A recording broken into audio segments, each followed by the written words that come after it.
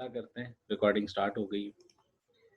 अब इस चैप्टर का जो मकसद है जी, what is your future in cyber security. ठीक है, तो साइबर सिक्योरिटी में आप क्या-क्या कर सकते हैं। तो पहली 2-4 स्लाइड्स आपको पता है क्या-क्या होती हैं उसके अंदर। स्लाइड्स के बारे में बात की जाती है और फिर बेस्ट प्रैक्टिसेस और एडिशनल हेल्प, और यहाँ से आपकी चीज़ स्टार्ट होगी, ठीक है, यहाँ से। अब ये तो 10 स्लाइड्स आपकी गुज़र गईं, अब 11वीं स्लाइड पे जो असल बात है वो देखें। आपके वाले से जो करियर्स हैं, वो काफ़ी सारे अभी बाद में बात आ जाती है। तो इसमें कुछ लीगल इश्यूज़ होते हैं, पर्सनल लीगल इश्यूज़, कॉर्पोरेट या कुछ लॉ। अब आप के लिए हो सकता है कोई काम एथिकल हो, कोई ना हो, ठीक है? तो ये अपनी लिमिटेशंस भी हैं। ये साइबर सिक्योरिटी में आप ये करना चाहते हैं कि नहीं? मतलब आप पेनिट्रेशन टेस्टर बनना चाहते हैं कि नहीं? कि आप किसी के नेटवर्क को ब्रेक करें, तो ये आप का एक पॉइंट ऑफ व्यू हो सकता है कि आप गवर्नमेंट के लिए करें कि ना करें, ये पर्सनल इश्यूज़ हैं।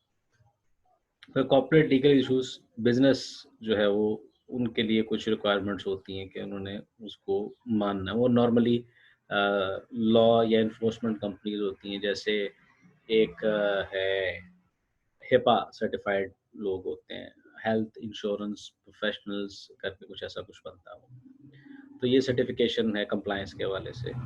इसी तरह से और कंप्लायंस हैं, पीसीआई डीएसएस स्टैंडर्ड है, वो कंप्लायंस के हवाले से है, तो वो आपने एनफोर्स करने होते हैं।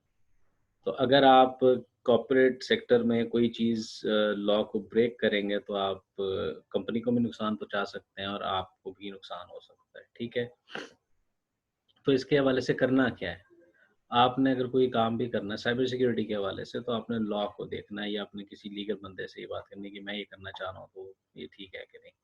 तो ये एथिकल इश्यूज़ और लीगल इश्यूज़ साइबर सिक्योरिटी में आते ही आते हैं। अब आजकल एक सिंपल सी एग्ज़ाम्पल दूँगा लीगल इश्यू के हवाले से।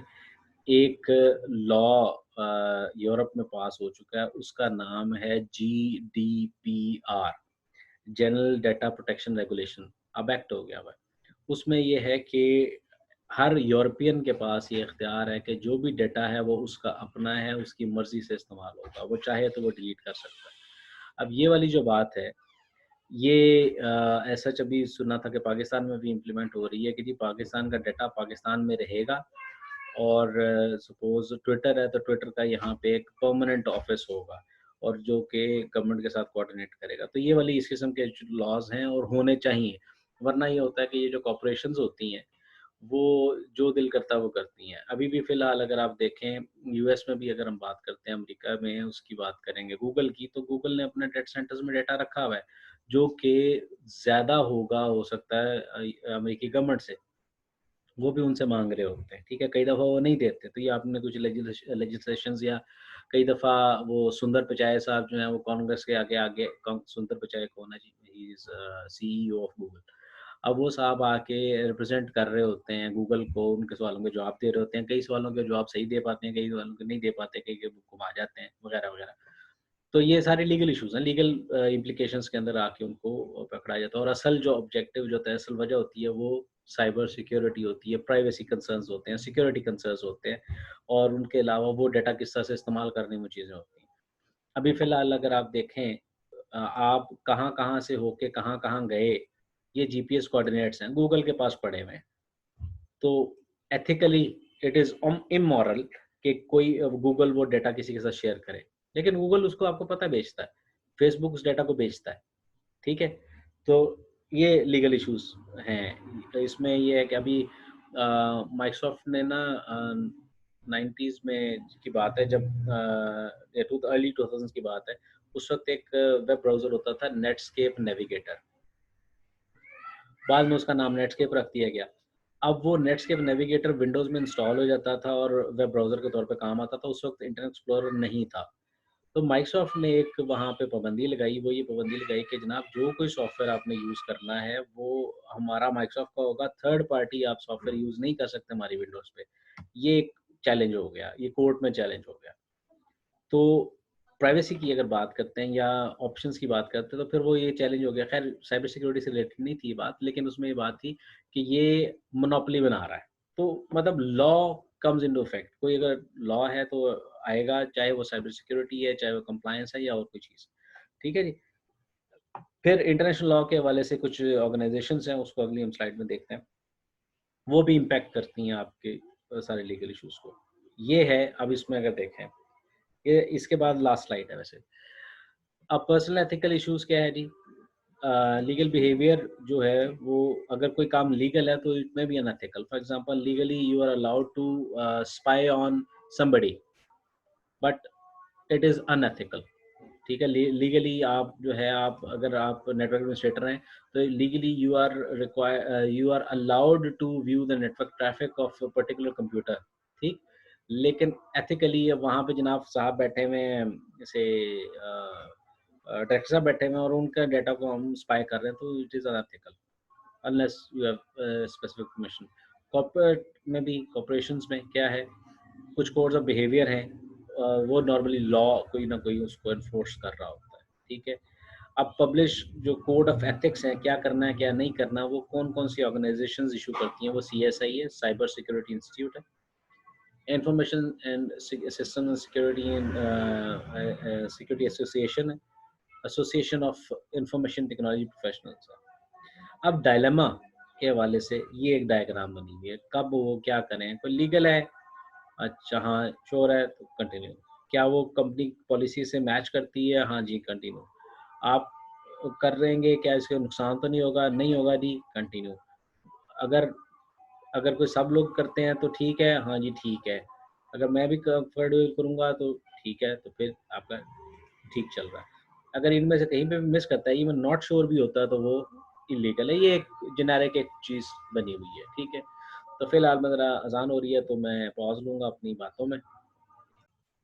अच्छा, अब बात हो रही थी लीगल इश्यूज़ के हवाले से, और फिर अब बात जो असल हमने करनी है वो करियर के हवाले से। करियर, आईटी जॉब मैच की ये साइट्स हैं, like career builder, monster.com, itjobmatch.com, इस तरह से, या हमारे यहाँ रोज़ी पीके। तो किस किस्म की जॉब्स आपको मिल सकती हैं? पेनिट्रेशन टेस्टर की, कि जी ये हमारा नेटवर्क है, इसके अंदर आप ज़रा अटैक करके वो चीज़ों को करें। ये हर बड़ी ऑर्गेनाइजेशन ने पेनिट्रेशन टेस्टर्स जो हैं वो हायर किए हुए होते हैं, जो कि एथिकली हैक करते हैं। उनके पास इन राइटिंग परमिशन होती है कि जनाब ये आप काम कर सकते हैं। मेरा कज़न है, वो भी कर रहा है, अभी मैं देखूँगा, उसका यूट्यूब चैनल भी है जी, सुना है। तो वो भी काम करता है, मैं करता हूँ पता उसको वैसे। फिर सिक्योरिटी एडमिनिस्ट्रेटर हो सकता है, जिसने सिक्योरिटी इंफ्रास्ट्रक्चर को देखना है। फिर नेटवर्क एडमिनिस्ट्रेटर हो सकता है, ठीक है। चीफ टेक्नोलॉजी ऑफिसर हो सकता है। इस किस्म की कुछ टर्म्स इस्तेमाल की जाती हैं, जो डिस्क्राइब करती हैं इस चीज़ को कि आपके मतलब ये इसका जॉब रिस्पॉन्सिबिलिटी क्या है, ठीक है। तो सिक्योरिटी के हवाले से ये कुछ नाम है जो कि इस्तेमाल होते हैं, ठीक है जी। अच्छा, अब इसके बाद ये तो हमारा हो गया चैप्टर ख़त्म, ये चैप्टर 5 ख़त्म हो गया। तो सिस्को नेटगेट का जो इंट्रोडक्शन टू साइबर सिक्योरिटी नामी मॉड्यूल है, इंट्रोडक्शन टू साइबर सिक्योरिटी नामी कोर्स है सॉरी, वो हमने कंप्लीट कर लिया। अब आपको मैं ये कहूँगा कि ये ज़रा टॉपिक गो थ्रू करें सारे, इसमें जो आपको चीज़ क्लियर नहीं है, वो ज़रूर पूछें, ठीक है? ये चीज़ें आप ज़रूर देखें, और उसके बाद क्वेश्चंस डेफ़िनेटली आप बना लें, ठीक है? तो ये इसका भी चैनल मुझे मिल गया है, तो मैं आपको साथ इसको शेयर कर दूँगा। इसने नाम नहीं रखा हुआ उसका, लेकिन बहरहाल चीज़ बनाई हुई है। तो अब मैं इसको ज़रा स्क्रीन शेयरिंग को स्टॉप करता हूँ, और नई स्क्रीन को मैं शेयर करता हूँ जिसमें बुक है, और वो स्क्रीन किधर है? वो स्क्रीन किधर गई?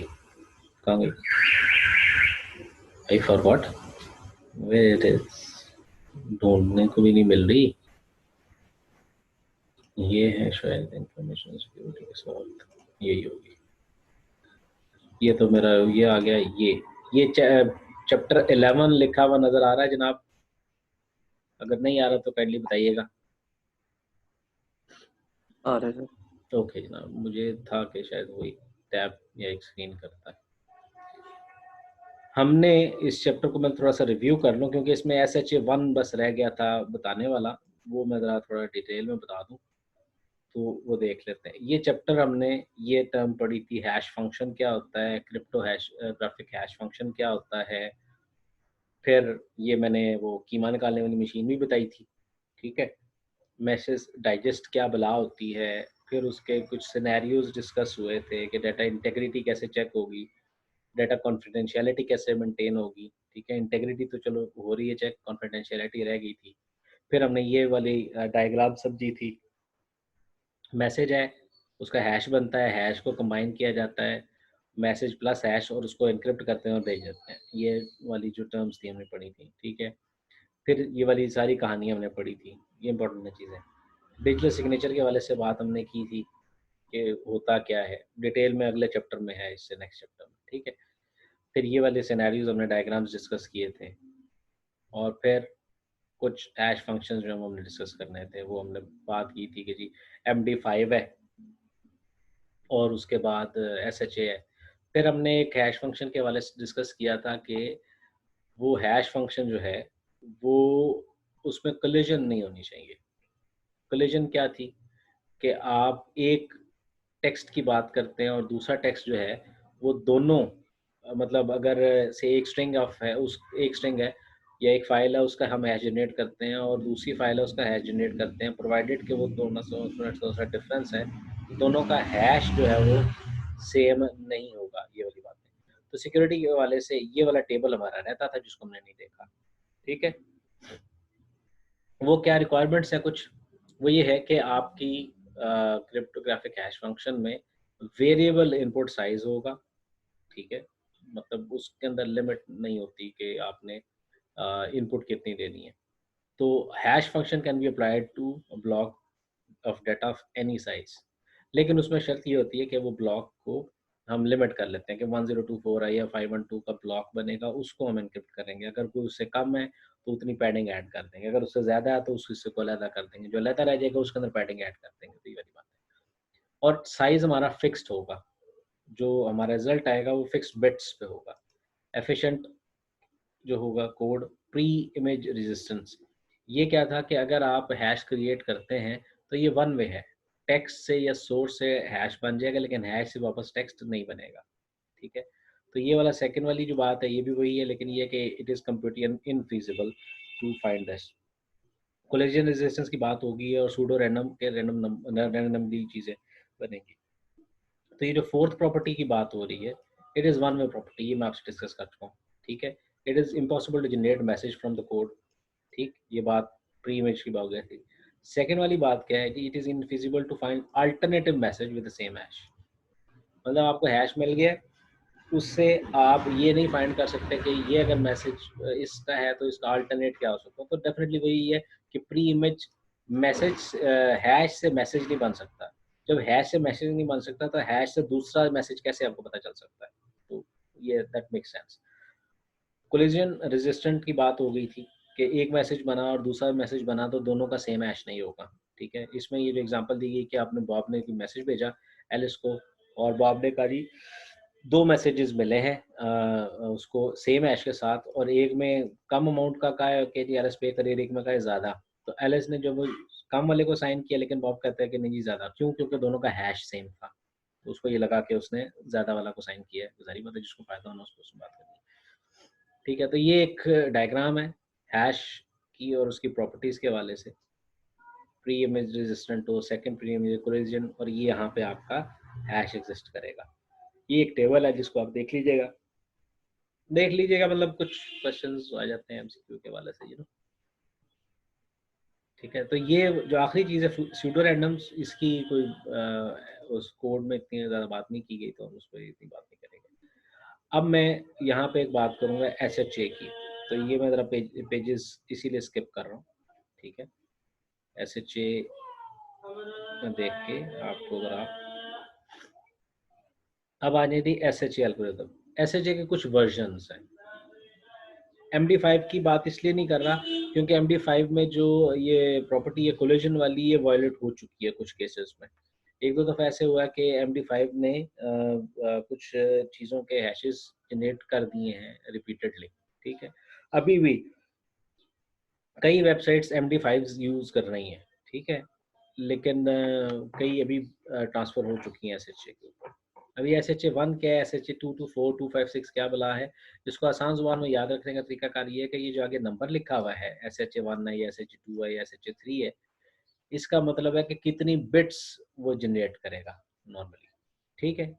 जितना वो उसके मैसेज डाइजेस्ट का साइज़ बनेगा, ये वो है, बस। अब SHA-1 में आप कहोगे जी 160 तो और ये 1 1 बिट बनाएगा, नहीं जी 160 बनाएगा, ठीक है? अब इसमें क्या हो रहा है, ये ज़रा गौर करें। SHA-1 में जो इनपुट आप मैसेज कर सकते थे, वो मैक्सिमम कर सकते हैं 2 64 बिट्स का और उसमें ब्लॉक बनता था 512 का और वर्ड्स जो उसके अंदर अभी देखते हैं हम डायग्राम में क्या होता है, वो बनता था 32 का और फिर 160 बिट्स का आपको एक मैसेज डाइजेस्ट मिल जाता था। 2 to 4 में 224 तक का। तो एमसीक्यूज़ के हवाले से ये शॉर्ट क्वेश्चन में ये क्वेश्चन आता है कि जनाब जो मैसेज साइज़ है, वो कितना था? SH-256 का आपको पता चल गया, ठीक है। ब्लॉक साइज़ जब बढ़ा तो वो कौन से SHA में बढ़ा? 384 में। तो समझ आ गई बात की? इस किस्म के क्वेश्चन हो सकते हैं। अब यहाँ पे क्या हो गया, मैसेज आपका 264 तक का था, अब मैसेज जो है वो आपका 128 हो गया। समझ आ गई? फिर ब्लॉक साइज़ और फिर वर्ड साइज़ और फिर मैसेज डाइजेस्ट। मैसेज डाइजेस्ट 512 तक जा रहा है आपका, ठीक है? अच्छा, आगे आपको कुछ चीज़ें करके देखते हैं लॉजिक। तो मैं पूरी कहानी नहीं पढ़ा रहा, मैं डायग्राम से समझाऊँगा फिर स्टेप्स पे आऊँगा। ये डायग्राम मैं थोड़ी-सी ज़रा ज़ूम भी कर लूँ, थोड़ी-सी और क्लियर हो जाए ताकि मैं इसको एक्सप्लेन कर सकूँ आसानी से। थोड़ा-सा ऊपर फिर इसको नीचे भी ले आएँगे थोड़ा-सा।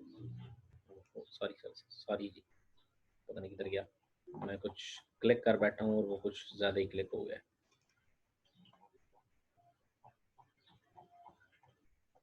मैं असल में चाह रहा था कि डायग्राम आप लोगों के लिए कंप्लीटली विजिबल हो और उस कंप्लीटली विजिबल के चक्कर में मैंने थोड़ा-सा काम खराब करा है। बस इससे ज़्यादा नहीं कर रहे, यहाँ पे देखते हैं, अब क्लियर हो गया। आपके पास जो साइज़ आएगा ब्लॉक का, जो मैसेज का, वो था 2 रेज़ पावर 128, शायद वो 5.2 की बात हो रही है ना? तो 128 1024 बिट्स का एक मैसेज बनेगा और वो n मैसेजेस हो सकते हैं या मिलके टोटल बन सकते हैं। अब उसका एक हिस्सा जो बनेगा टोटल ब्लॉक का, उसमें से 1024 में से असल मैसेज में से वो चीज़ें 128 बिट्स की जगह हम छोड़ेंगे, ठीक है? क्योंकि वो हमने अपेंड करनी है, ठीक है? सपोज़ 1024 बिट्स का आपका ब्लॉक बन गया, तो उसमें 128 माइनस कर दिया और उसके बाद 128 के लिए जगह छोड़ दी। उसके अंदर क्या चीज़ें रखते हैं, उसके अंदर हम क्या रखेंगे, पैडिंग और उसके बाद length, length of the original message, ठीक है? अब अगर 1024 था उसमें से 128 माइनस करें, जो वैल्यू आएगी वो ओरिजिनल मैसेज था और एल जो है वो आपका लेंथ फील्ड में वो वैल्यू लिख दी जाएगी। अब सपोज़ ये वैल्यू, ये वाली वैल्यू हो सकता है ना लिखी जाए, ये 0 भी हो सकती है। क्यों? क्योंकि अगर आपके पास ये 1024 बिट्स का आ गया था और उसमें 128, अब मैं कैलकुलेशन एक मिनट कर लूँ, ज़रा मुझे ज़ुबानी भी नहीं आता। 1024 माइनस 128, 896। अब इसको 896 का ये ब्लॉक होगा और 128 का ब्लॉक, ये 2 खाने होंगे, ठीक है? अच्छा, 896 एक तरफ हो गया और 128 एक तरफ हो गया। 896 में आपका क्या बन गया जी? मैसेज ओरिजिनल 896 बिट में। यहाँ पे पैडिंग लगानी थी, पैडिंग आपने नहीं लगाई, ठीक है? पैडिंग आपने यहाँ पे नहीं लगाई, वो 0 खाना हो गया। यहाँ पे 128 बिट्स जब आपने ऐड कर ली, इसमें वैल्यू डाल दी और यहाँ पे 128 बिट्स ऐड कर दी, ये पैडिंग होगी। 1024 का एक ब्लॉक बन गया। ये हम लेफ्ट वाले को दे लेते हैं, ठीक है? समझाने के लिए लेफ्ट वाला पहला ब्लॉक। पहले ब्लॉक को हमने क्या किया, एक फंक्शन था, जो कोई भी था, ठीक है? Word by word addition. उसके बाद वो काम हुआ इस ब्लॉक के साथ, तो आपको एक हैश मिल गया। अब यहाँ पे क्या हो रहा है, 80 राउंड्स, 80 राउंड्स हो रहे हैं 80 दफा। ठीक है, क्या हो रहा है, word by via addition mod 24। अब इसके वर्ड, वर्ड किसे कहते हैं जी, 16 बिट्स को, या डबल वर्ड या 32 बिट्स को। यहाँ पे मैं ख्याल 64 बिट्स है, मैं देखता नहीं चाहिए। अब वो 64 बिट्स को लिया जाता है जो कि वर्ड कंसिडर हो रहा है यहाँ पे, उसके बाद उसको आपस में ऐड कर रहे हैं, मॉड 264 किया जाता है। जो वैल्यूज बनती हैं वो वैल्यूज यहाँ पे आ गई, इस पूरे ब्लॉक का ये हैश जनरेट हो गया। इसके बाद इस वैल्यू को यहाँ पे लेके गया और फिर उससे ये कैलकुलेशंस होगी, फिर आगे गए कैलकुलेशन होगी, फिर आगे गए कैलकुलेशन होगी, एंड पे आपको एक कोड मिल गया जो कि आपका मैसेज डाइजेस्ट था। सवाल आप लोगों के ज़हनों में आ सकता है कि सर यहाँ पे तो आप कह रहे हैं कि ये वाली वैल्यू इधर इस्तेमाल होगी, इधर किधर है वैल्यू? वेरी जेन्युइन क्वेश्चन जनाब, वेरी गुड क्वेश्चन। वो जनाब पहले मैं इसको थोड़ा स्किप करता हूँ और फिर मैं आपको ये दिखाता हूँ। जनाब अली हमारे पास 8 रजिस्टर्स हैं, ABCDEFGH, ये वाली वैल्यूज यहाँ से आ रही हैं। ठीक है, ये जो वैल्यूज लिखी हैं, ये जो मैं आपको कह रहा हूँ ना, ये वाली वैल्यूज आ रही हैं, ये H आगे यूज हो रहा है, तो लेकिन इधर किधर यूज हो रहा है, तो इनिशियल वैल्यूज ये हैं। ठीक है, इनिशियल वैल्यूज ये आपकी यही होती है, ये आपका नॉर्मली इसी पे हो रहा है। अब आ जाते हैं वापस, ये यहाँ तक क्लियर हो गया? अगर सवाल है तो टोको और पूछो, कहते हो दोहरा दूं, दोहरा देता हूँ। सर एक दफा दोबारा करा जी तो रिपीट हो गया जनाब। ओके, ओरिजिनल मैसेज आया आपका कितना जी, 1024 बिट्स। ठीक है, हमने कहा जी ब्लॉक का साइज जो है वो 1024 से एक्सीड नहीं करेगा, वेरी गुड। लेकिन उसके अंदर हमने 128 बिट्स भी ऐड करनी है कोई, जिसमें पैडिंग और लेंथ भी हमने ऐड करनी है ओरिजिनल मैसेज की। अब क्या करें, 1024 में से 128 माइनस करवा दें, जो 128 बिट्स है उसको हमने यूज नहीं किया। ठीक, अब उन 128 बिट्स की जगह पे हम अपनी पैडिंग की इंफॉर्मेशन और अपनी लेंथ की फील्ड की इंफॉर्मेशन रख देते हैं। ठीक, अब उसमें क्या हुआ, वो हमने उसमें ऐड करवा दिया, तो ओरिजिनल मैसेज कितना हो गया, 896 बिट्स का, 896 बन गया ना, 128 माइनस करें 1024 में से, तो 896 बिट्स का ओरिजिनल मैसेज हो गया, 128 बिट्स की पैडिंग प्लस लेंथ फील्ड हो गई। अब ये पूरा हमारा 1024 का एक ब्लॉक बन गया। ठीक है, इसके बाद इसको हमने एक फंक्शन से गुजारा, वो फंक्शन में हो क्या रहा है, उसमें हो ये रहा है कि वर्ड बाय वर्ड एडिशन हो रही है, मॉड 2 पावर 64 हो रहा है, वर्ड बाय वर्ड एडिशन करते हैं और मॉड 264 कर रहे हैं। मतलब वैल्यूज को ऐड करें, एक वर्ड को दूसरे वर्ड में, दूसरे वर्ड को तीसरे वर्ड में ऐड करते हैं, ऐड करने के बाद जो वैल्यू है उसको मॉड 2 पावर 64 करें, राउंड ऑफ करने के लिए 64 बिट से एक्सीड ना करे। ठीक है, करते करते करते करते आपको ये एक पहला हैश मिल गया, पहले 1024 ब्लॉक बिट्स का। अब वो 1024 बिट्स का जो ब्लॉक था वो अगले में गया और 80 टाइम्स ये काम हुआ, और उसके बाद फिर आपको 512 का, यहाँ पे भी 512 का ब्लॉक मिला, फिर यहाँ पे भी 512 का ब्लॉक मिल गया, ये 512 का ब्लॉक आगे गया, उसके बाद कन्वर्ट हुआ, एक और आगे मिला, करते करते करते करते यहाँ पे बात पहुंची और एंड पे आपको फिर 512 का एक ब्लॉक मिल गया। ये आपका रिजल्ट है। ठीक है, अब हम अज्यूम कर रहे हैं कि 1024 बिट्स नहीं थी, 10240 बिट्स थी, 10 नहीं।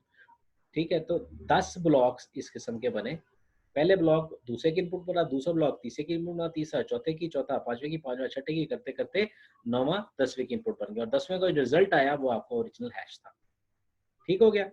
अच्छा, अब ये जो एक टर्म है इसको हम ब्लॉक चेन भी कहते हैं, मतलब एक ब्लॉक है, ब्लॉक की चेन्स बन रही हैं, अगर बीच में से एक मिस भी होता है तो वो क्या हो रहा है, मतलब डिक्रिप्ट नहीं होगा डेफिनेटली। ठीक है, अब मैंने जो आपको बात बताई थी वो ये बताई थी कि ये जो मैंने अर्ज किया है कि पहला ब्लॉक दूसरे ब्लॉक की इनपुट बनेगा, वो यहाँ तो समझ आ रही है, लेकिन भाई ये पहले वाले हिस्से में कहाँ होगा, तो पहले वाले हिस्से के अंदर मैंने कहा था वो वाली वैल्यूज ये लिखी हुई है। ठीक है, इनको यूज किया जाएगा, ये हैशेस है कुछ। ठीक, ब्लॉक चेन भी वैसे डिस्कस हो ही गया। ठीक है, अच्छा, इसके बाद जो असल स्टेप्स हैं वो देख लें। पहले तो आप अपेंड करेंगे, मैंने तो अपेंड वाली बात ही नहीं की। ये क्या हुआ, मैंने तो अपेंड की बात ही नहीं की, मैंने तो कहा कि जी 102 बिट का मैसेज आता है, उसके बाद ये उसके अंदर से माइनस किया जाता है और उसके बाद फिर इतनी चीज़ें ऐड हो रही हैं, अब क्या करें? वही बात ये है कि आपका मैसेज की जो लिमिट है वो वैसे 1896 ही होगी, लेकिन यहाँ पे जो पेंडिंग की बात उस सूरत में हो रही है जब वो वैल्यू 896 से कम है। मतलब आपके पास जो बिट्स आती हैं वो से 800 आती हैं, तो 9 पहले 800 बिट्स आप यूज़ करेंगे, उसके बाद एक 1 ऐड करेंगे, 1 के राइट साइड पे उतने ज़ीरोज़ ऐड कर देंगे। मतलब 800 आई थी, तो 800 की ओरिजिनल वैल्यूज़ वहीं रहीं, उसके बाद आपने 1 ऐड किया, 801 हो गया, बाकी रह गए 95, 95 तक ज़ीरोज़ आ गए, 95 ज़ीरोज़ आ गए, ठीक है? तो ये आपका 896 बिट्स का एक ब्लॉक बना जो कि ओरिजिनल मैसेज कंसिडर हुआ। यहाँ पे ये जो 1 के बाद ज़ीरोज़ डाले हैं ये पैडिंग कहलाई। उसके बाद फिर वो 128 बिट्स जो हमने अपनी वैल्यू रखनी थी, वो रखी, ठीक है? और फिर आपका ये एक पूरा ब्लॉक क्रिएट हुआ। अच्छा, इसके बाद क्या जी, number of padding bits in the range of 1 से 124, padding consist of 1 single bit followed by necessary number 0 bits. ठीक है जी? Always added even the message added from desired length. ठीक है, उसमें ऐड किया गया और फिर block of 128 bits is dependent on the message, वो 128 बिट्स उसमें ऐड हुई। This block is treated as unsigned 128 bit integer. अच्छा, यहाँ पे जो इंपॉर्टेंट बात की गई है वो क्या है कि padding is always added even if the message is already of desired length. तो भाई पैडिंग ऐड किस तरह से हो रही है? 896 के अंदर जाके ऐड हो रही है ना, ठीक है? डिजायर्ड लेंथ था 896, उसके अंदर ऐड की क्योंकि वो 128 बिट्स के अंदर पैडिंग आ रही है। अगर नहीं है तो वो पैडिंग उस वाले हिस्से से शुरू होगी 800 से, समझ आई? अगर फुल है तो फिर तो 128 वाले हिस्से में ऐड होगी और अगर वो नहीं है तो फिर उस हिस्से में से ऐड होना शुरू हो जाएगी, ठीक? फिर क्या किया गया, 128 बिट्स का जो ब्लॉक राइट साइड पे था वो अपेंड किया और वो अनसाइंड इंटीजर कंसिडर किया गया। फिर क्या हुआ कि एक मैसेज मिला 124 बिट्स का, एक ब्लॉक मिला, उसके साथ क्या किया आपने, हैश बफर को इनिशियलाइज किया। ठीक है, ये आपके 64 बिट के इंटीजर हेक्साडेसिमल वैल्यूज में नहीं, ये 8 वैल्यूज है, ठीक है? उसके बाद क्या किया गया जनाब, process message in 1024 bit 128 bit byte के ब्लॉक में 128 बाइट के ब्लॉक यूज किए गए, ठीक है? और उसका 80 टाइम्स, ये वैसे आगे डिटेल में बताया गया। और फिर उसके बाद करते करते क्या किया गया, मैं बता देता हूँ, ये देखें क्या किया गया, वर्ड बाय वर्ड एडिशन, फिर मॉड 264 किया गया। असल यहाँ पे ये काम हो रहा है, ये इस पोजीशन पे, ये फंक्शन वाली पोजीशन पे, ठीक है? फंक्शन वाली पोजीशन पे वैल्यू और उसके बाद ये काम हो रहा है। और फिर आपके पास एंड पे रिजल्ट बन जाता है, ठीक है? वो 80 टाइम्स ये काम होता है और फिर आपके पास एक रिजल्ट बनता है, वो आपका उस पर्टिकुलर ब्लॉक का हैश होता है। वो ब्लॉक का हैश यूज किया जाता है as input for next block और फिर करते करते चीजें बनती हैं। ये चीजें जनाब ये आपके सामने मैसेज शेड्यूल, रजिस्टर्स की वैल्यूज इनपुट हुई, राउंड्स हुए और फिर आपकी वैल्यूज क्रिएट होके वैल्यूज यहाँ पे ऐड होती गई और फिर आपका एक हैश बनता है, ठीक है? ये सिंगल एक ब्लॉक की बात हो रही है और ये जो W0 W1 ये राउंड्स हैं, ठीक है? 0 राउंड, T राउंड और फिर 79 राउंड। यहाँ पे आपकी वो की आ रही है, अभी की कौन सी थी, वो जो पिछले ब्लॉक से आ रही थी। तो ये एक तरीका कार है, कुछ कॉन्स्टेंट्स वैल्यूज यूज की जाती हैं और फिर आपको जो एंड में रिजल्ट मिलता है वो एक मैसेज डाइजेस्ट मिलता है। तो हमने अभी मैंने क्योंकि आपसे कोड एसएच नहीं करवाना है इसको, तो इसलिए मैं उसको उतनी डिटेल में नहीं जा रहा, ठीक है? क्योंकि उतनी डिटेल में जाऊंगा तो फिर आप लोग कंफ्यूज होते हैं। बोर्ड पे हो ना तो बंदा स्टेप बाय स्टेप जरा आसानी से करवा लेता है, ठीक है? अब मैं चूंकि स्क्रीन शेयर कर रहा हूँ तो स्क्रीन शेयर पे मेरे लिए भी वो माउस से टाइप करना जरा थोड़ा सा मुश्किल है। अगर किसी बच्चे को और डिटेल से पढ़ना है तो ये पूरी की पूरी एग्जांपल है, ये है पेज नंबर 363 है पीडीएफ का। तो ये पूरी एक एग्जांपल है कि आपका ओरिजिनल मैसेज था एबीसी, एबीसी की बाइनरी बनाई, 24 बिट की ये बाइनरी बनी, ठीक है? उसके बाद आपने क्या किया, 872 बिट्स रह गई जो आपने यूज़ करनी थी, फिर 1 और फिर उसके बाद ज़ीरोज़ लगाएं, तो वो उस तरह से आप ज़ीरोज़ लगा लें। ये आपके वो बफर से इनिशियलाइज़ हुए हुए थे, आपकी ओरिजिनल स्ट्रिंग ये बनी, फिर आपके पास ये वैल्यूज़ इस तरह से ऐड हुई W0 में 1 2 3 और 15 के ब्लॉक्स में और फिर उसके बाद ये स्टेप बाय स्टेप सारी चीज़ें उन्होंने एक-एक करके बताई हुई हैं, ठीक है? तो इस हवाले से मैंने चूँकि उसका ओवरव्यू देना था तो 512 इज़ बेटर। तो इट इज़ मतलब इम्पोर्टेंट जिसको हम देखेंगे। फिर एक और है स्पॉन्ज कंस्ट्रक्शन के हवाले से, तो अभी उसको मैसेज वो भी उसी तरीके से काम कर रहा है लेकिन मैं इसको देखूँगा, ठीक है? तो यहाँ पे अगर आपको SHA 512 के हवाले से कोई क्वेश्चन पूछना है तो जनाब बिस्मिल्लाह करें, ठीक है। और क्योंकि फिर मैंने एक चीज़ और बतानी है। ऐ ईमान वालो सवाल फरमा लो। यार लगता नहीं है। पक्की गल है, फिर मैं कीता ना है ना। हाँ ये नहीं सर, ये तो दोबारा समझा दे हैं। अच्छा ठीक है, वो आईडी सेम यूज़ हो रही है। हाशिम, मैंने तो फोटो अब देखी, मैं तो पढ़ा रहा था। चलो कोई बात नहीं, तो सुबह से पढ़ा के ना ईयरफोन लगा के मेरे कानों में दर्द हो गया। अच्छा जनाब, अब जो चीज़ एक रहेगी, फिर मैं स्क्रीन शेयर करूँ, मैं वापस आता हूँ क्योंकि मैंने एक चीज़ अभी और इसमें बतानी है। ये टेबल आपका इम्पोर्टेंट है, ठीक। ये आपका जो टेबल है SHA के हवाले से, तो मैसेज डाइजेस्ट साइज 224 होगा, 256 होगा, 384 512, ये आपके SHA का खैर वर्जन नंबर भी है। इसके बाद मैसेज साइज की कोई लिमिटेशन नहीं है इन सब में। ब्लॉक साइज जो है वो ये है, ठीक है। इसके बाद वर्ड साइज ये है, कैपेसिटी जो एंड पे आपको चीज़ें मिलेगी ये है, कोलिजन रेजिस्टेंस की वैल्यूज ये हैं, तो ये इसके सब कुछ वैल्यूज आपके सामने है। तो इंपॉर्टेंट चीज़ें क्या है जी, मैसेज डाइजेस्ट में मैक्सिमम साइज कितना है, ठीक है, और वर्ड साइज कितना है, और राउंड्स कितने होते हैं, ठीक। तो ये वाली क्वेश्चंस इसमें हैं, ये आपने ज़रा ऐसा टेबल देख लेना है, ठीक है। अब एक असाइनमेंट हुई है और बाकी अभी करनी बाकी हैं, तो वो भी इंशाल्लाह अभी करते हैं, तो आपको इंशाल्लाह बताएंगे। तो आज का टॉपिक मेरे जहन में यही था, मैं इसको ज़रा फिलहाल स्टॉप करता हूँ और स्क्रीन शेयर को, और आपके क्वेश्चंस जो हैं वो लेते हैं। जी जनाब बिस्मिल्लाह करें, और बाकी नेट गैट पे क्वेश्चंस ज़रा अटेम्प्ट कर लें, मेहरबानी। और अपने अपने नेट गैट के ईमेल एड्रेस जो भेजे थे वो वही मैं यूज़ करूँगा। पता नहीं मैंने कहीं फ़ाइल रखी थी। असद साहब आप वो फ़ाइल ज़रा फिर से भेज दीजिएगा, ठीक है। मैं ज़रा उनको भेजूँ क्योंकि ये काफ़ी सारे लोग आ रहे हैं, तो मुझे समझ नहीं आ रही कि ये कौन आ रहे हैं कि नहीं आ रहे, ठीक है। पहले मैंने निकाल ज़रूर दिया था, लेकिन अब वो फिर से आ गया, मुझे नहीं पता क्या करना, ठीक है। जी जनाब, क्लास क्वेश्चंस प्लीज़। क्विज़ अभी आएगा इंशाल्लाह LMS पे, और वो टॉपिक अभी मैं अनाउंस करता हूँ आज ही। अनाउंस आज करूँगा, लेकिन हो सकता है ये आप थर्सडे को क्वेश्चंस करें ड्यूरिंग द लेक्चर, ठीक है। तो ज़रा ये देखिएगा questions if you have any, तो ठीक है, नहीं तो फिर इसको फिलहाल बंद कर लेते हैं, मेरी कान में दर्द शुरू हो गया इस वक्त। Excuse me sir. जी सर। सर वो कोर्स की तरह पे ना वो वेरिफिकेशन के लिए आईडी कार्ड की, गवर्नमेंट आईडी जो आईडी कार्ड है उसकी फोटो मांग रहा है। हाँ ठीक है, दे लो। वो देनी है? आपकी वेरिफिकेशन के लिए नहीं, आपकी नेम की वेरिफिकेशन के लिए। आपने कोई सर्टिफिकेट किया होगा लाइक गूगल IT प्रोफेशनल या IBM का कोई कोर्स। जब आप वो कोर्स करते हैं ना, और आपने आपका नाम उन्होंने वेरीफाई करना, तब होने चाहिए। अच्छा वो यूज़ वो करना जो आपका जिस पे इंग्लिश में लिखा हुआ हो, ठीक है।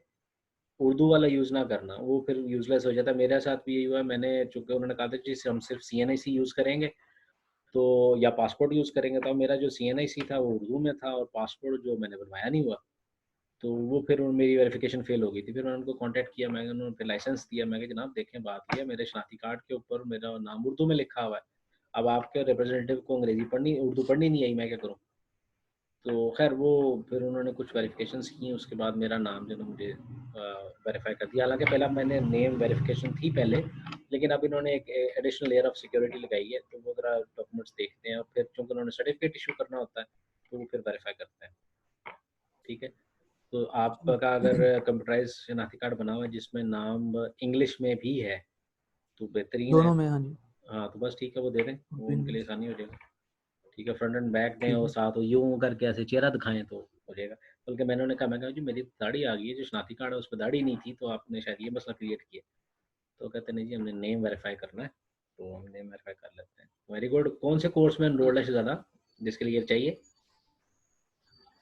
आपने ही कहा था वो गूगल आईडी IT सपोर्ट। वाला, हाँ वो करो, सारे ही करो, वो बड़ी अच्छी चीज़ है, यस। बहुत अच्छी इजी चीज़ है, है। वो इतना मुश्किल तो सर नहीं है। नहीं होगा, अभी अभी मुश्किल होगा, बेफिक्र हो जाओ। जी जनाब, असिया साहब। स्टार्टिंग में सर वो मैं हमतन गोश हूँ, मैं सुन रहा हूँ सर, फरमाएं। ले बोलते बोलते अपने आप को म्यूट कर गया। सर वो कोर्सेरा पे वो मेल का मसला आ रहा था जो कल आपसे बात हो रही थी, अभी तक नहीं वो रिसीव हो रही मुझे। मैं जनाब फिर अभी से भेजता हूँ, अभी भेजता हूँ। ठीक है, और कुछ?